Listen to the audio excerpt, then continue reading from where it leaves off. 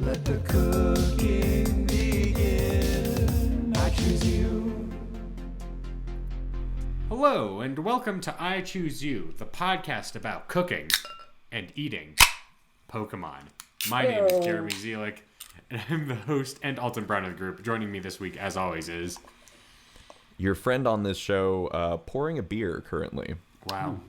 He really is. Just for you, listener. Yeah, like, he literally had a glass, and he's pouring it into his mug. But what's your name? Ben Montoya, the friend of the show. Ian Davis, tea drinking Victor Fleming of the show. Oh, okay. And once again, it's high noon for me. Yeah. High noon, yeehaw. Well, we get dealing with the fact that it's like super hot in the Bay Area right now. I need something to quench my thirst and keep me cool. Right.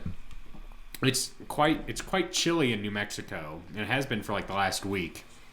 It's like this weekend it was like super rainy and stuff, and it's like, ooh, I need a jacket kind of situation, and it's like the first day of summer that we're recording it. So, welcome summer, I guess. Climate change. In New Mexico, you can't really trust the seasons when they say when it's actually happening. Yeah, because you can still get crazy weather all year long. I'll tell you this: I was a little disappointed because today they were going to the National Weather Service said we would get like up to an inch of rain on today, Tuesday, June 21st, and we got exactly no rain. So they lied to. So I was like, I don't have to water my mom's plants at her house. And I did have to fucking water the plants today. Oh, the weatherman. Just go right up to him. It's funny. We're actually very close, apparently, to a Bay Area weatherman. So I could just very close. I can physically or socially. Oh, not intimately. No, emotionally. I'll just walk right over to his house and give him a what for about this heat. Yeah, because it's their fault. They do it to us. Is it their fault or is it your guys' fault for trusting too much in the weather meteorological system? And believing what they peddle on TV. Yeah, that's why you should listen to us, because we only talk about cooking and eating Pokemon. But before that, I had a fun trip this week. Now, usually I do a bunch of social activities with my fellow co-hosts, but this week they were busy, so I had to go up with other people to beautiful Buena Vista, Colorado, to go rafting on the Arkansas River. Gotta love how everywhere in this country just pronounces words fucking the wrong way. Okay, this is. I'm glad you brought this up, because this was a big stumbling block as I was in the lovely town of Buena Vista, which is that me, as a person who has a vague knowledge of Spanish, looks at the name of this town and is like, oh, of course, Buena Vista. Buena Vista. Yeah, because that means good view in Spanish or whatever. And then I get there, and this person was just like, oh, they were driving this bus to our rafting trip, and they're like, oh, yeah, it was the greatest view in Buena Vista. I was like, what did they say? And I didn't. Excuse me? I didn't actually say anything, but they kept saying it, and I was like, what? And it took You're me like, stop this bus. Yes, it took me a full day to be able to say the town name correctly, because it felt so wrong in my head to say Buena instead of Buena. That one and Paso Robles, California fucking just grinds my gears. Paso Robles? Yeah. Instead of Paso Robles? Yeah. Well, in California... Makes me want to just hate this country. In California, it's not San Rafael, it's San Rafael. Ugh. Hate it. God. Yeah. So, haven't they played a Teenage Mutant Ninja Turtles game? Yes. I played half of the Teenage Mutant Ninja Turtles game with Ian, but did you guys played it without me while I was in Colorado. Did you guys beat it? We got to the same place you and I did, Coney and Island, I did it. Yeah. I did it I got to the same exact place the next day with some other friends. So I played the first half 3 times. Oh my god! What if you never go any further? What if that's it? You just continuously play to Coney Island forever. I'd be content because it's a good fucking game. Well, don't you want to see how it ends? Maybe that is how it ends. Yes. Ian, who's your main? At this point, I'm rocking Leo most of the time. He's balanced. He's got good reach. He's got a sword. 2, in fact. I was rocking Mikey over the weekend. Well, you are a party dude. I guess so. The short reach was getting me though. It's not as good as I was hoping. Ben, who did you go with? I was Donatello. Well, you do machines like Donatello does. Yeah, I feel like that's the one that I mostly related to growing up, and yeah, Well, it was good. I played as April O'Neil because she when she beats a stage, she literally drops her microphone onto the ground. Oh shit! And she punches people with it, which is fun.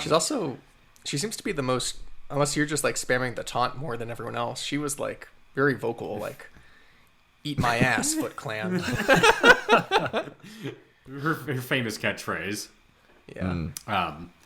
Well, I just want to point out one fun thing on my rafting trip. So, river rafting, you're going down a river, there's white water, it splashes, rapids, and all that. I'm a lucky individual. I've been rafting for a good chunk of my life, and I've never fallen out of the boat. People in my boat have fallen out, but I've never fallen out of the boat. And the two people I went rafting with had not been rafting before, or at least not at this level. So I was like, they were like a little nervous, and I was like, look, you're not going to fall out of the boat. You'll be fine. This isn't going to be a huge issue. And Papa Z looks here to watch over you. Yeah, I'm like your guardian angel. And I'll tell you this, they didn't fall out of the boat. Now, someone else in our boat did fall out, but it wasn't me. It was the person behind me. So I've got my streak going nice and tall. But on the rafting, on the trip that we went down, Browns Canyon, on the Arkansas River, there's a big rapid near the end of the run that we went on called Seidel Suckhole. And Nice. It's a good death metal band. Yes, the Suckhole, and it's the only Class 5 rapid on that particular stretch of the river, and it was pretty gnarly looking coming up to it, and it was especially gnarly looking when the other boat that was part of our raft trip went through it, and the entire thing flipped over, and everyone fell out. Oh my god! And that happened literally like 10 seconds before we hit the rapid ourselves. So you were like, "Shit, turn back!" No, well, you couldn't. You're too far deep. But it was the kind of situation where it's like, okay, everyone fell out of that boat, so we will try to avoid that situation. And our raft didn't flip. Only one person fell out. I made sure that the one of the people I brought along didn't fall out. They fell on me, and I shoved them back to the side of the raft so they didn't cause the weight to cause the whole thing to keel over. And I was like, you just gotta keep paddling. You can't. This stop. sounds like Deadliest Catch, like you on a ship at sea, in rough waters. You're too young for this world. Yes.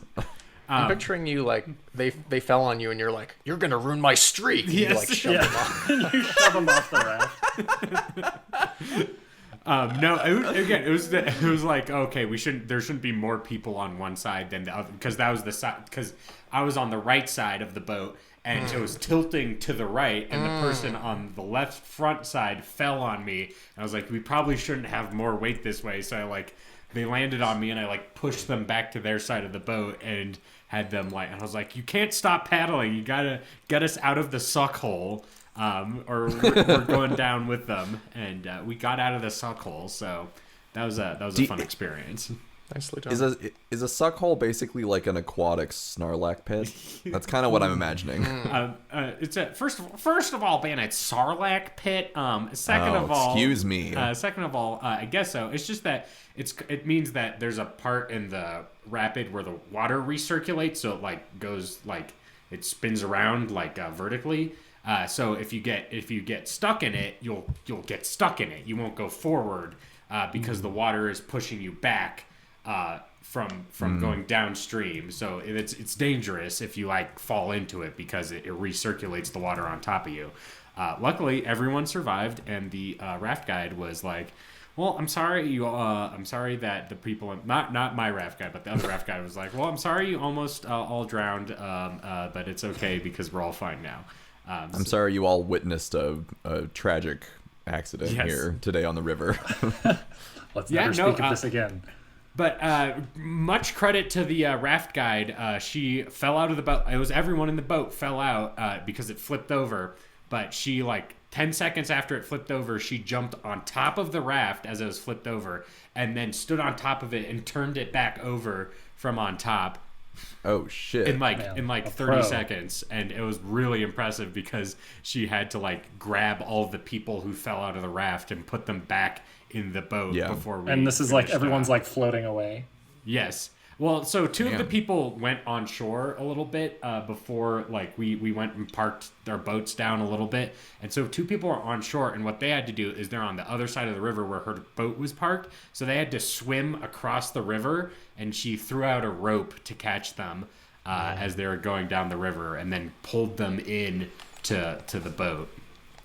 I wanted to. I know a lot of people haven't rafted a lot, and Ben, you seemed a little confused about the suck hole, so I did make this diagram for you guys. Oh, Oh no. god!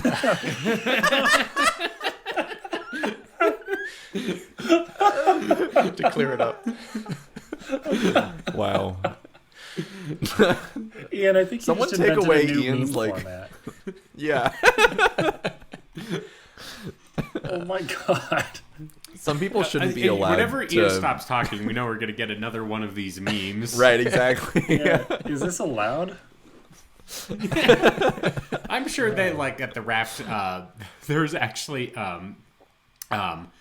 They probably share lots of memes at Yes. the raft guide. Well, they all live on like a campground, and the raft guy told us it was called Lower Cambodia because that's where all the people can boat at Lower Cambodia. God, Um, I gotta close this chat, otherwise I'm gonna keep looking at that. yes.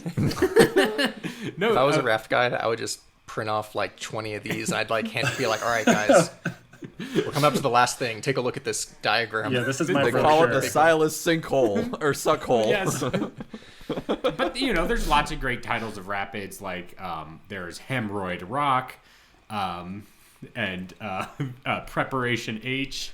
Hemorrhoid rock sounds like a more medically driven like emergency related form of butt rock. Yes. Well, I mean, that's why it was called that, is because if you hit the rock, your butt will hurt. I was gonna say, is that just like a thing in rafting that everyone's asses are just getting pounded all the time? Is this like, Oh yeah. is that the thing that rafting is all about? Well, your tuchus gets really sore because you're shoving yourself into the side of the raft, so you don't fall out. So you're like your butt and your like legs get really sore because you're just like kind of bracing yourself the whole time. So I would say yes, definitely. No further questions. All right, thank you. Well, that's what we did on our summer vacation section of the show. Let's move on to the main programming block, which we like to call I Choose You, the podcast about cooking and eating Pokemon. Each week on the show, we randomly select a new Pokemon to prepare for each other, and we come up with the most delicious, delightful, and delectable recipes that we can share amongst ourselves, and then we, a totally democratic institution, votes who has the greatest recipe. Who was the winner last time? Jeremy. What? Mr. Zelik, yeah. Well, I don't want to keep talking because I've done enough. So let's say Ian goes first. Right as he's sipping his tea. You caught a man mid-tea. Yes. All right. Sorry, let me close my meme generator. I'm the Victor Fleming of the group. You I wrote think we all know. Scientist? Excuse me? Scientist? Author. a kind of scientist, a scientist in how to have sex with many women across the world. Oh. I'm making for you guys. Big fan of the suckhole. Man, okay, so Victor Fleming wrote the James Bond books, and there would totally be a Bond girl named Suckhole. Yeah, and it man, it's called like Suckhole Galore, and it's James Bond has to like raft down the hardest river. Yes, like Sadie Suckhole, they go down like the Grand Canyon together to find someone's secret lair. Well, we're not talking about James Bond this week because I'm preparing for you a Druddigon with the Wind themed Interesting. meal. That was the first thing. I'm just going to say. Because frankly, you don't give a damn, is what you're saying. I got. Oh my god, I'm such an idiot. I got Victor Fleming confused with Ian Fleming, who wrote the James Bond books. Oh, well, yeah. Ian is the one talking, Yes. so... By association, you're right. Yes, Yeah. it got us a funny joke, so it was worth it. But Druddigon with the Wind was the only thing I came up like. I thought of it immediately, and I was like, I'm not doing any better than this. So naturally, I looked up Gone with the Wind meals, and I found this article from Long Island Weekly that I wanted to just read some excerpts from for you. Okay. Gone with the Wind is a love story, or more appropriately, it is a lust story. shit. Scarlett O'Hara's affection for Ashley was superficial, but her craving for that cad Rhett was untamed, unbridled, and straight hunger. Wait. Oh. Hunger. That's what brought you to this article. Both literal and abstract, is a theme prevalent throughout the 1936 novel and the film that came out in 1939. Besides the hunger of love, there's also the actual hunger For food. that Scarlett O'Hara finds herself suffering in the wake of the Civil War. In chapter 25 of the Margaret Mitchell novel, it reads, "The memory of those savory meals had the power to bring tears to her eyes as death and war failed to do. Had the power to turn her ever-gnawing stomach from rumbling emptiness to nausea." Okay. Sounds like a college essay. Yeah, when I read this, I was like, That's why Gone with the Yes, Wind sir. is a land of contrasts. reading this article, I was like, wow, this sounds like some bullshit I would have written in high school. But they do make a case for the meals that are served throughout the novel, throughout the film. Okay. And so we're going to recreate that with the Druddigon. Namely, those haunches. Okay. They're looking good. They're thick. Take them off. They're thick. They're juicy. You find the Druddigon. You flash freeze him so he can't move. You don't kill him first. You just use like ice beam on him, and that's it. Yep. Well, it says on the Bulbapedia page that once it gets cold, it can't move. Okay. There you go. So, because I guess all of its energy and caloric intake is coming from sunlight. So, Well, it's like a lizard. yeah, Right. Stick a lizard in the freezer. Bad news. can't move. Can't move. Or Among other worse. things. You keep all your Lizzies in the freezer, don't you, Ian? You know I do. Do you like open your freezer and just a bunch of lizards fall out, and you're like, oh, I should have put these in a bag or something? No, that's... See, Jeremy, I always slice mine and so I can pack them tight. Thin Lizzie. Come on. Okay. Good. So you freeze him. Crack his legs off.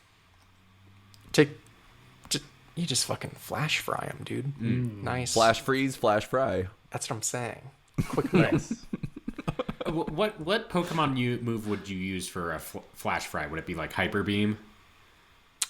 Yeah, like a big vat of oil and then like a nice solid hyper beam right to it. It just immediately explodes. Yes. You like put the vat of oil next to your thing you're gonna fry in like a room that has like no exit, and you just like cause it to blow up, and that's how you fry your food. It's kind of like if you throw ice cubes into a deep fryer. Yeah. Yeah, you flash fry them and boom. You got some like... Goes without saying, obviously you dredged them in like some flour and spices, the legs, and then you flash fried them. But that's not enough because you got to have some good southern cornbread, like real like buttery cornbread on the side. We're going to have some like green beans. We're going to have chocolate cake. This is a rich story. It's also a rich meal. All right. Any Are questions? green beans? I was gonna say, are green beans a rich vegetable for you? Yes. It's a hearty, like Okay. when I say rich, I just mean like when you're done with it, like you got to sit down. Uh-huh. You got to Is- unbutton your pants. If I eat this, will I say that's too rich for my blood? Probably. Okay. See, I'm a little bit concerned about the venue for this. Is this venue? for like a Gone with the Wind like party sesh or like what? Because it just the I feel like the cultural context of Gone with the Wind doesn't necessarily lend itself to a inclusive celebration. You know what I mean? Sure. Maybe like we're doing like a book club where we talk about how shitty this book is. Okay. Okay. And to get us into the mood, we need to like. It's not enough to fill yourself with the words. You gotta fill yourself with the smells Yes. and the tastes. to know how shitty it would be. Yeah, is that what you were looking for? I guess so. All right. Okay, question. Have any of you seen the film Gone with the Wind? A Yeah. long time ago. Of course. Yeah. I have. And do you guys remember the most important fact about Gone with the Wind, which is that it's 4 hours long? Like, completely non like kidding. It is 4 hours long. Yeah, it's a long one to sit through. It's a double VHS tape. The only thing I remember about that movie is the part where Jim Carrey pulls the moon really close. Oh, yeah. That is. Yep. Nope. I don't know how you got there. What's the leap you made? Wow, you guys haven't seen either of the. Jeremy, you probably just a film aficionado. And Gone with the Wind. All right, let me. Okay. break this So down for I've you. seen the Almighty movies, Okay. movies where. So you're familiar where So Okay. I don't. What's the misconnection? What's the What am I missing from? Well, in Gone with the Wind, he stands on the balcony. He's like, "I'll lasso the moon," Oh, okay. and that's like what the Jim Carrey is doing. The Jim Carrey. I don't know if that's. That's I a don't think that's. direct reference. I don't think that's Gone with the Wind. I think that's that Christmas movie. What? You know the one I'm talking about. The No, I don't. the one where it's like Mr. Potter. Harry Potter Christmas. yeah, actually, my favorite part of Gone with the Wind is where they say that It's it's A Wonderful actually kind of a Life. misconception. Yeah, it's a that Wonderful like Life, he didn't Oh, say "You're my father" or whatever. Fuck, whatever. It's like in Star Wars.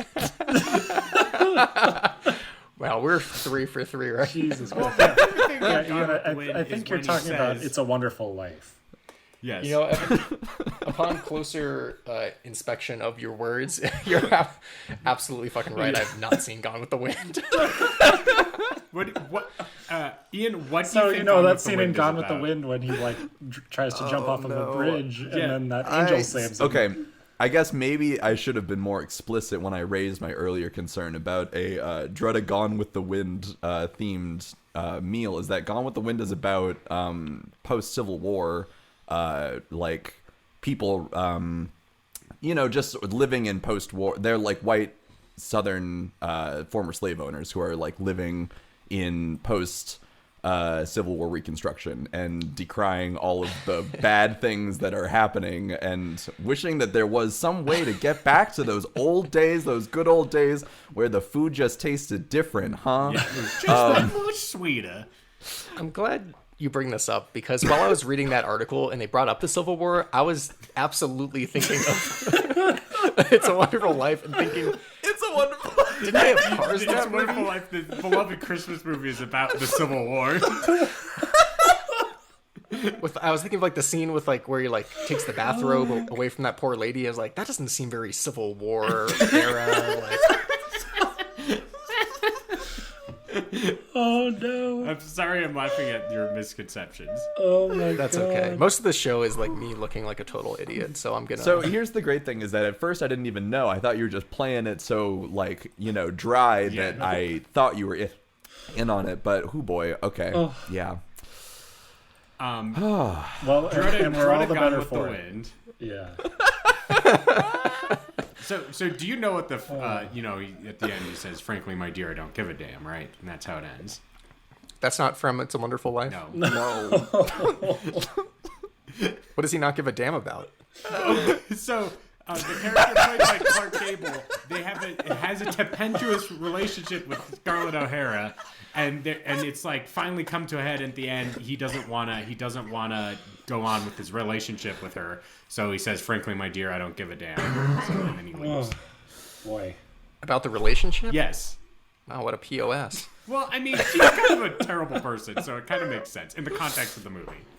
And it's a big deal Whoa. because you couldn't swear that much in old Hollywood movies. So he's like, oh, he said, damn. And it's 1939, and the worst you could say was like Dickens or whatever have you. Well, whoever ends up editing this episode, you can just like bleep out my entire recipe. Just save me from... This recipe needs a forward. I think the way to save it is that it's a nice Druddigon meal, Southern meal, but you just have to imagine it in the context of It's a Wonderful Life. Like, you just came back from the other like timeline or whatever and saved Christmas, and now Yeah, this is the meal at the end where like we're all giving you money on the table and like we're all having a Christmas feast together. It's like I wake up and you guys are like, Civil War, poverty. You must have hit your head pretty hard. It's Christmas Day. Yeah, it's you're gonna jump off a bridge, and an angel comes in and is like, I must show you the horrors of the Civil War.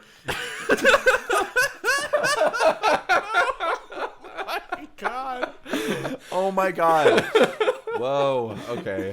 Jeez. It really gives you perspective on this Christmas Eve, and that you really don't have it that badly. Whoa. Oh man. Cinema History 101. Let's go. Dang. Whew. This is quite the episode already. All right, Ben, what's your recipe? Get us out of this cinema suckhole. Oh my god. Okay. So I was struggling with this one a lot. Tell me about it. Oh jeez. It's okay, Ben. reset. You're okay. All right. Okay, yeah. So I was struggling to come up with a recipe for this one. I feel like all around this dragon is just so like stereotypical dragon. I didn't really know where to go with it. And I felt like the only interesting part of the Bulbapedia page was that it just freezes, like it becomes immobile when it's cold. So I was I was thinking about it and I couldn't really come up with anything, but then the wordplay kind of came to me, and I thought, instead of Druddigon, what if we had some Dread is Gone anxiety supplement that is naturally occurring in this Druddigon. So not a hair detangler. Not a hair detangler. Though that could be an interesting spin on it. I don't know how you'd figure it out, but I'm sure someone could. I'm thinking more of a anxiety dread kind of situation. All right. So wait, overwhelming, Okay, so is you're gonna make it take like Xanax or something? Well, so what I'm thinking is that, this Druddigon has all of these little claw growth things on its body. And I feel like its adaptability to live in caves and whatnot. What is the cave Pokemon? It is the cave Pokemon. And so I feel like using its dragon claws and making them into a powder will have a natural effect where it can make you feel like you're in a cave and everything's a little bit better, Like a allegorical cave? Yeah, exactly. You eat it and you're like, man, look at these shadows on the wall. It's just fucking my whole life. Okay, maybe not that cave, because that might make your anxiety a little bit worse. I'm thinking more of just a hibernation cave, Okay. Okay. Can there still be shadows on the wall? Sure. So that's what I'm thinking is that's how Druddigon can be, consumed, is this Dread is Gone anxiety supplement. And I feel like the best way to, implement this is, just at a mainstream kind of Jamba Juice situation and put it in your smoothies. And you enter cave mode. Give me some of that Hangover Plus and some Dread is Gone in my Razzmatazz smoothie. Does this taste like the wheatgrass that they grind up, so it's kind of nasty? Well, so I was thinking that instead of wheatgrass, you would have this supplement. So, and the taste is not so good, so you have to kind of cover it up with some fruit You're flavors. really selling me on And- this. Yeah. And since our Druddigon is a dragon type, I figured we could add some dragon fruit to this smoothie. Oh, man. Do a pineapple, dragon fruit, mango, and Tropius banana smoothie. Nice. Then you're going to add in your Druddigon powdered claw and give it a zh in the blender and serve it up. And it's nice and fresh for summer, but and it just makes you feel good. You know, I'm thinking of it kind of like more of a CBD-ish feeling where it's very subtle, but it kind of, helps you relax a little bit. I thought it made you feel like you were in a cave.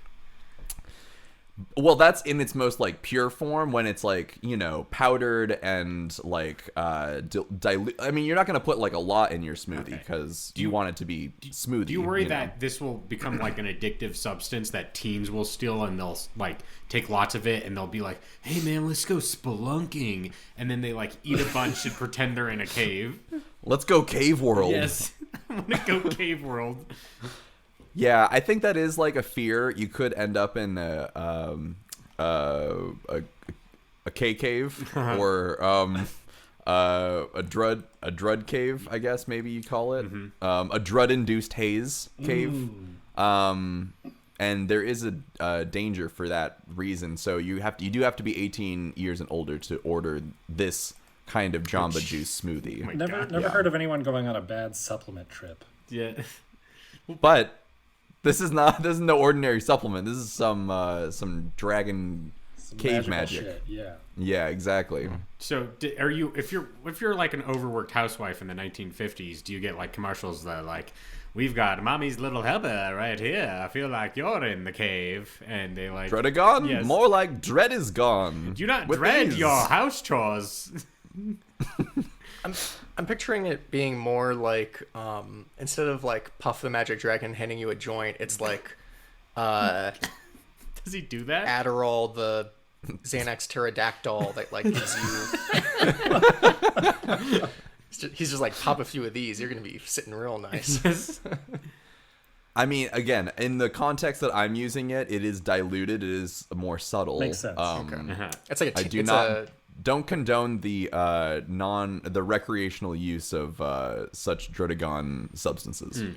So is it more like a homeopathic tincture where it's like 1,000th of a like percent of the stuff in water?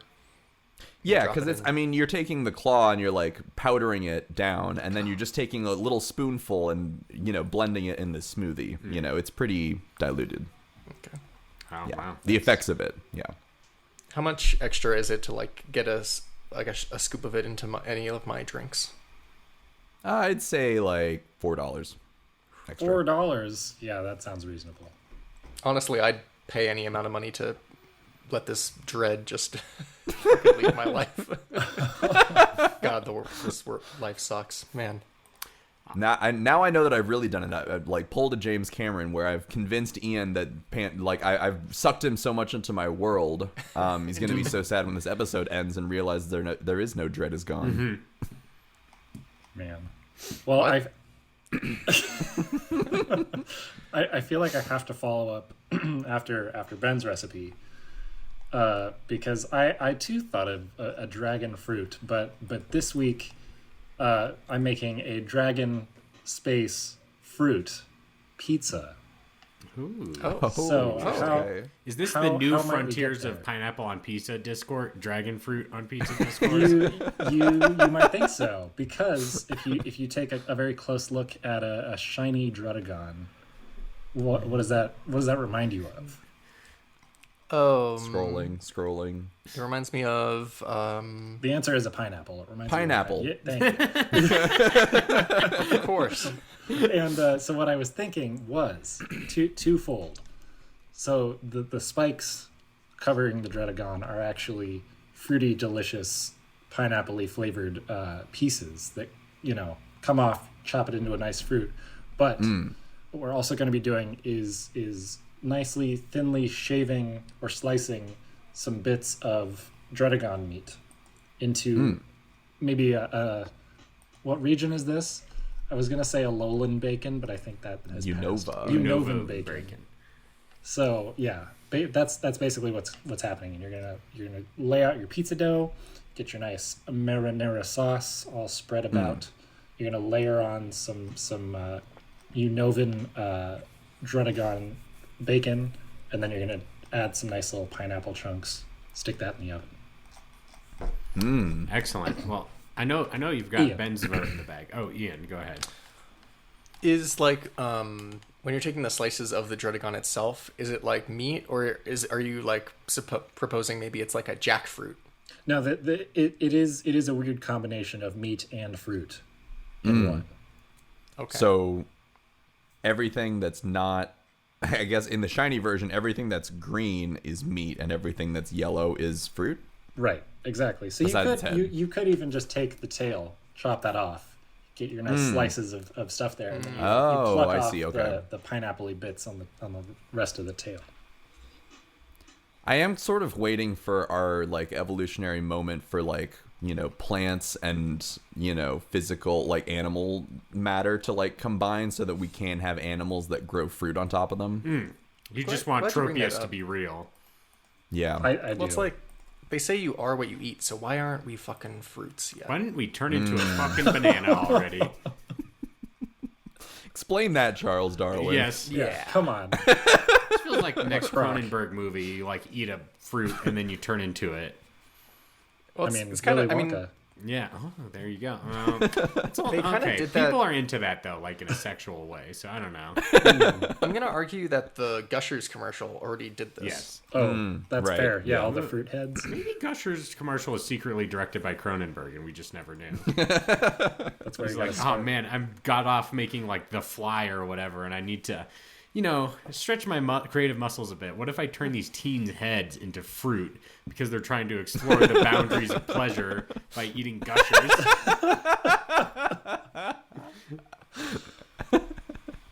love that. All right. Yeah. Well, I'll do my recipe next and last. So I was scrolling through Druddigon because I agree with Ben. This is a tricky one because it's just kind of a dragon and there's nothing really too notable about it except its pointy bits. But I went down to the bottom of the Bulbapedia page and I read some trivia. And the main trivia noted that it's a reference to gargoyles and trolls. And I was like, what can I do with that? So I looked up troll recipes. I just typed in troll and then recipes. Now, Troll recipes? food. Yeah. Yes. No, just troll recipes. Now, the first thing I got was recipes involving the trolls, like the doll characters, like All right. from the movie Trolls with the Justin Timberlake and the McElroy brothers. I was like, okay, that's not quite it. That's not exactly what I'm looking for. So I did some more Googling, and I've come up with a weird bit, and they're called troll horns, and they're served at the Epcot Center in Disney World at the Scandinavian-themed pavilions, like, because, you know, like, they like to be very stereotypical, and they're like, what do the Norwegians love? They love fucking trolls, so they create these troll horn recipes. Is it like a horn that you would like blow into to like signal that the enemy is coming? Kind of, except it's made out of pastry. Ooh, even better. Oh. Yeah, so it's kind of looks like an ice cream cone made out of pastry and filled with a pastry filling. So it's definitely it's interesting. I've never had one, but I imagine that it looks good. Like I can't deny that it seems pretty fun. You said Disney World? Yes, Disney World. They do have a ride that's like the Abominable Snowman or something, like Yeti or something like that. Well, yeah, that's something Everest. I forget. That's an Animal Kingdom, not the Epcot world. I'll pass you guys a photo of the troll horn. Hello. I like that. To get that idea across. Okay. But I'm gonna the troll horn itself. How we're gonna approach this recipe is we're going to instead of taking a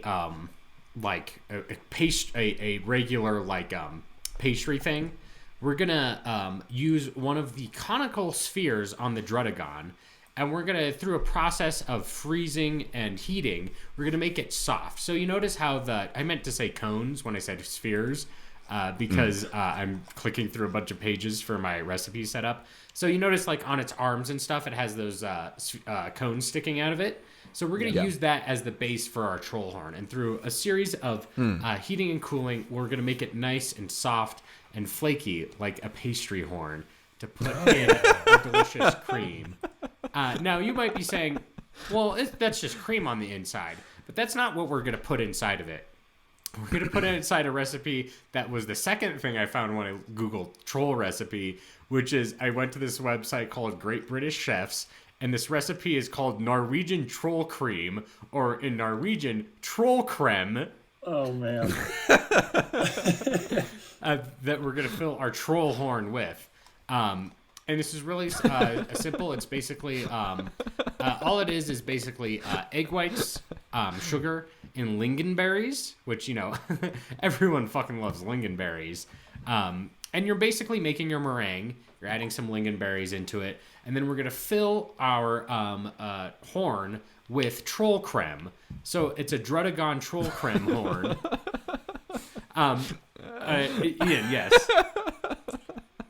Did you, when you looked up troll recipes, were you going straight for like the mythical beings, or were you thinking like internet trolls at all? That's worse. That's probably worse. I didn't think of internet trolls because then it would just be like Pepe memes or whatever.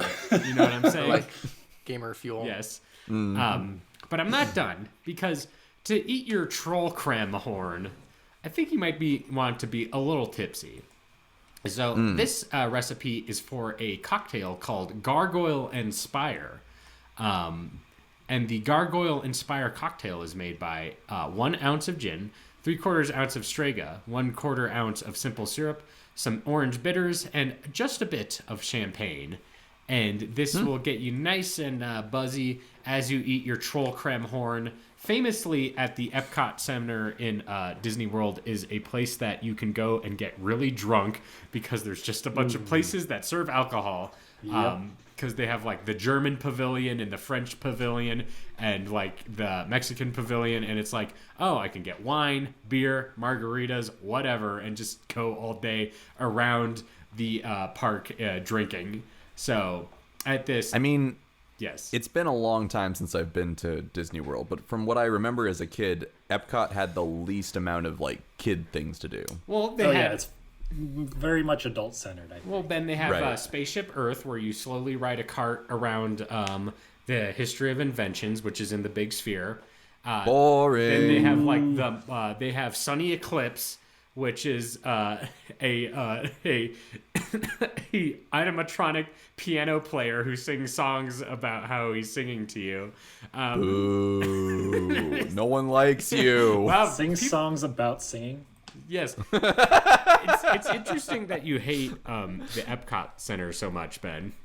Well, I'm not saying I haven't been there in decades, but from what I remember as a kid, it wasn't all that fun, because it was more like, like I felt like it was more like, experience technology, shows and stuff like that, not like rides and it's like soaring over California, but like worse. Yeah, stuff that you'd probably appreciate more as an adult, because you're like, whoa, how did they Imagineer this? Yes. What What is that?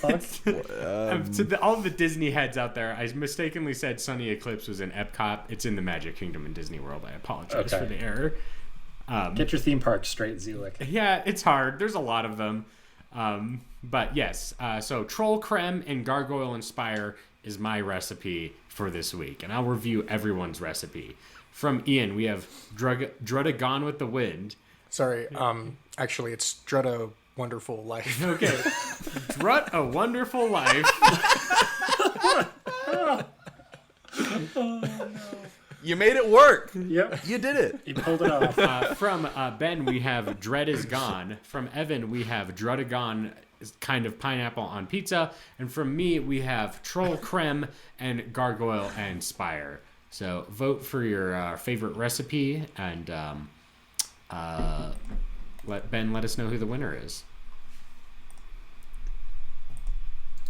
Ben, do you have a winner, Mon? I do. Jeremy, you'd be very interested to know because it is you again. Oh! Back to back. Whoa, double header. Oh! Jeremy got 2 votes, I got a vote, and Evan got a vote. Sorry. My vote, to be precise. I'm not surprised in the slightest. I really egg on my face this week, huh?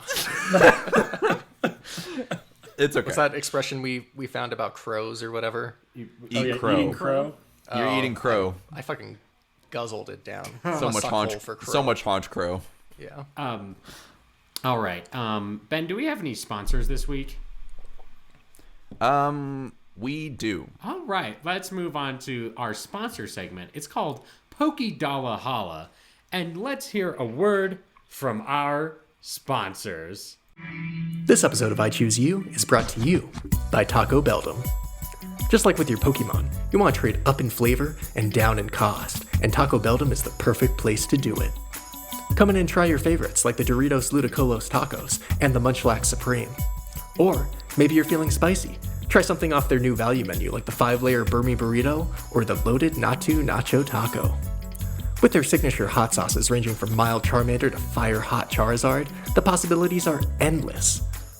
And make sure you wash it all down with a Baja Beldum Berry Blast. Best of all, Taco Beldum is teaming up with DoorDash, so you don't even need to leave the couch. Whatever your cravings, Taco Beldum will satiate and satisfy.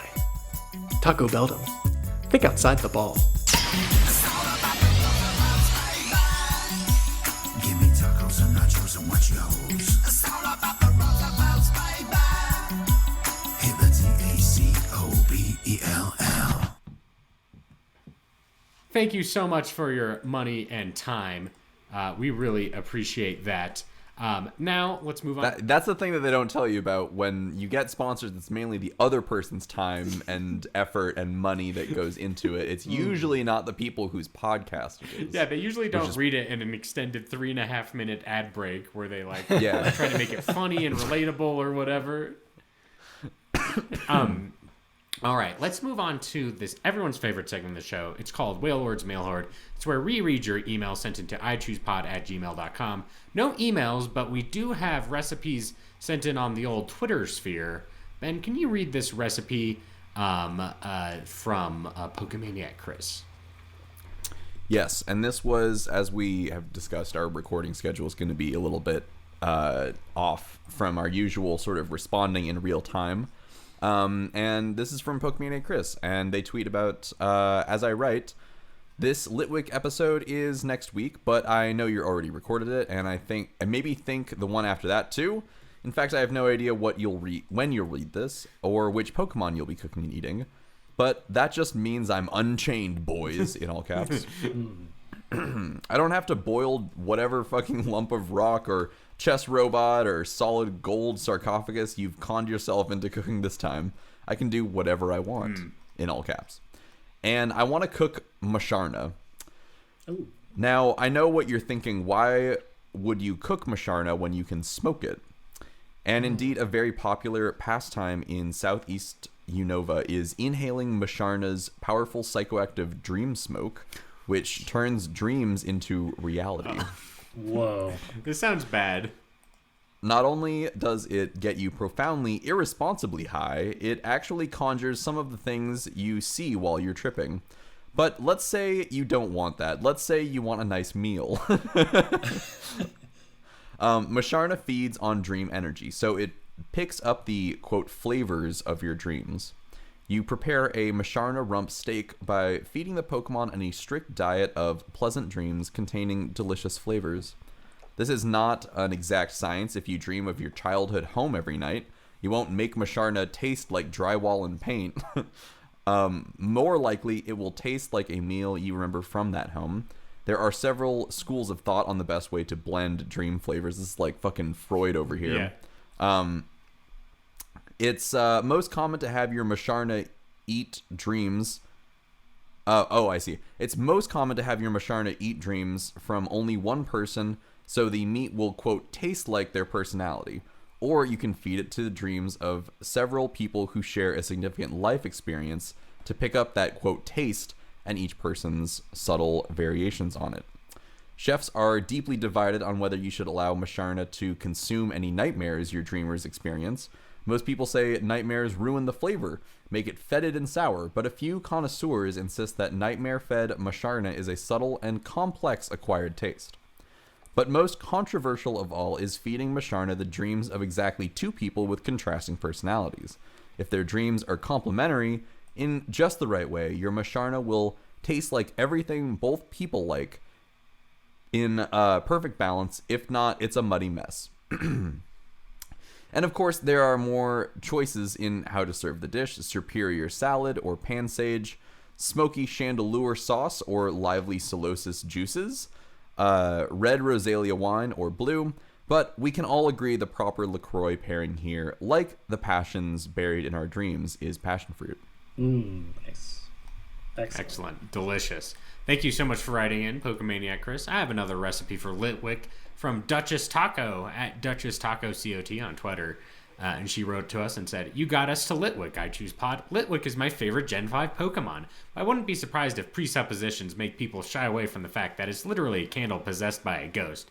You'll get no backing away from me. You're going to start off by creaming together peanut butter and Miltank butter, then beat in powdered sugar and vanilla extract. Roll your mixture into balls, put some toothpicks in them, and then put them in the freezer on a sheet of wax paper for at least 4 hours. Before you take the balls out of the fridge, in a double boiler or one of those tiny crock pots, melt together your chocolate chips with a chunk of Litwick until liquefied. Prepare another cookie sheet with the wax paper as a landing point. Put out your peanut butter balls, poke them with a toothpick, and roll them into melted chocolate, leaving the area at the top without chocolate on it. Chill them overnight, and you have Litwick Buckeyes.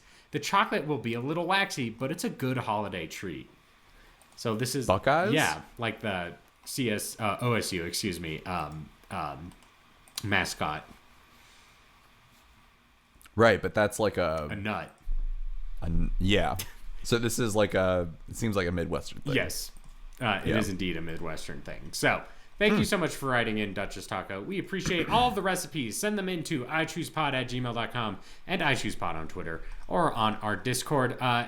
Evan, can you randomly generate a number for me for Pick'emon where we pick next week's Pokemon between 494 and 649? Pokenom, I like it. Nom. 557. 557, you say. Now, have we done this one before? Very possible, but 557 is it's Dwebble, which is the pre-evolution of Crustle. So give me another one. 598. 598, you say. Will this be good? 598 is Ferrothorn.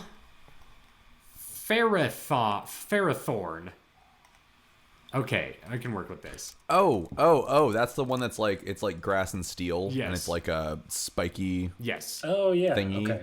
Yes. Nice. So This will be good. send us in your best Ferrothorn recipes for next week's cooking them up.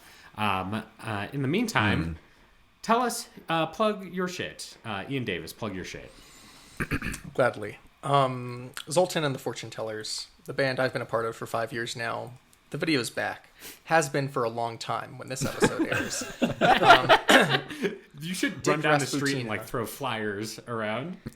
Yeah, I really should. Go to YouTube, search Zoltan and the Fortune Tellers. Go to our page because the song's not going to pop up right away. Go to our page and it's going to be up there. Rasputin's dick. You can see me dance around with a tuba in a kilt.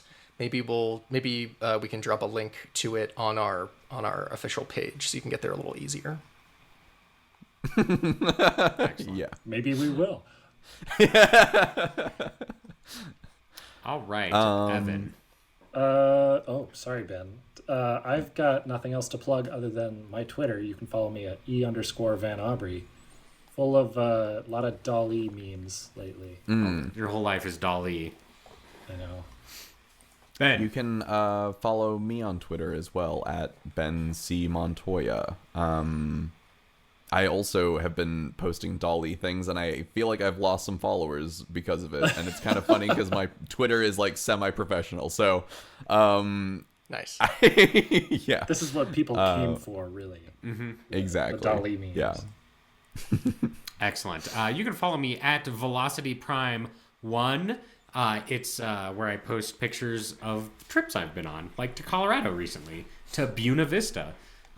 Did you take any pictures of the suck hole? I did not, because I was on the river and I didn't have my phone. Ben, I was trying to not fall into the suck hole, so I couldn't take any pictures of it.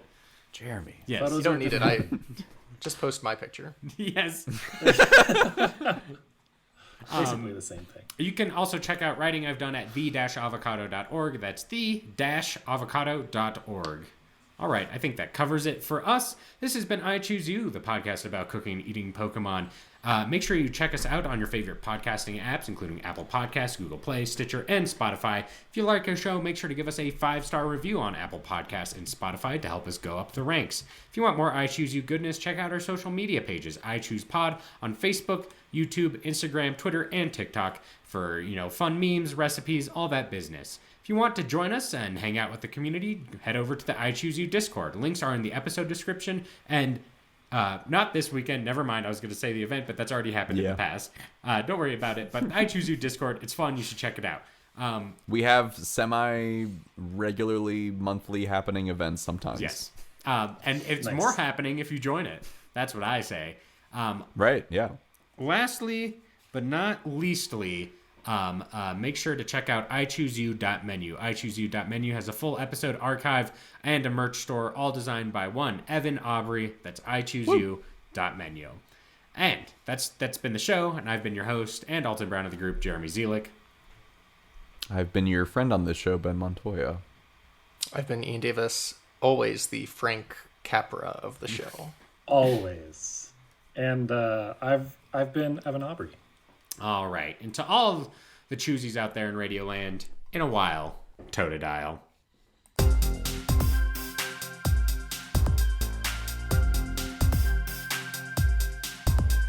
It's always hard when the recipe's new.